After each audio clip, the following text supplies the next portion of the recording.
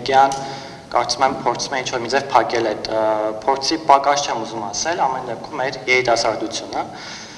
մեր դեպքում տեսեք ինչ դժվարություններ է լինում, որ միգուցե Տիկին Կարապետյանին կամ պարոն Հարությունյանին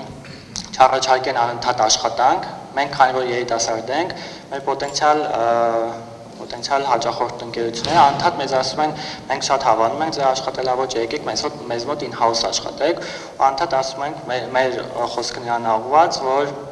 մենք կարող ենք այդ նույն արդյունքը ձեզ համար ապահովել շատ ավելի բարձր արդյունքով, եթե դուք մեր մշակույթը հավանում եք, եթե վստահ եք ամբողջ մեր թիմին, որովհետև մեր մշակույթը ընդհանուր նույնն է ամբողջ թիմում։ Տեսեք, ինչ վերաբերում է այդ աշխատող եւ outsource, ես եմ իհարկե կարծում, որ դա երբեք ընդդեմ չի, այսինքն երբեք այդ պայքար չպետք է լինի։ Օրինակ ես մի օրինակ կարող եմ ասել, որ 1.5 տարի ավել կլինի մի բավականին խոշոր ընկերություն կար, որ իրենք մեզ դիմել են ու էլի աշխատանքի առաջարկով, ուզում էին ինձ կամ գործընկերոջս անպայման, որ մենք իրենց մոտ աշխատեինք ու որևէ կերպ չէին դիտարկում outsource տարբերակը ու իրենց մտավախությունն այն էր, որ ինչ որ մի պահից դուք մեզ ավելի քիչ ուշադրություն կդարձնեք, ավելի երբ որ ձեր հաճախորդների թիվը շատանա, ավելի մեզ առաջնահերթություն չեք տա եւ դրանով կտուժի իրավաբանական ծառայությունների որակը, սակայն իրականում որ այսպիսի մի հանգուցալուծման եկանք, որ խնդրեցինք, եկեք մեկ ամիս փորձենք շատ ավելի նվազ առաջարկով, ֆինանսական առաջարկով եւ համաձայնեցին եւ 1.5 տարուց ավել մենք հիմա համագործակցում ենք outsource եղանակով եւ երևի թե չեմ ճոխացնի որևէ բան, եթե ասեմ, որ մեր լավագույն համագործակցություններից է դա, ամեն անգամ երբ որ մենք ամսական կտրվածքով կամ որոշակի կտրվածքով հանդիպում ենք,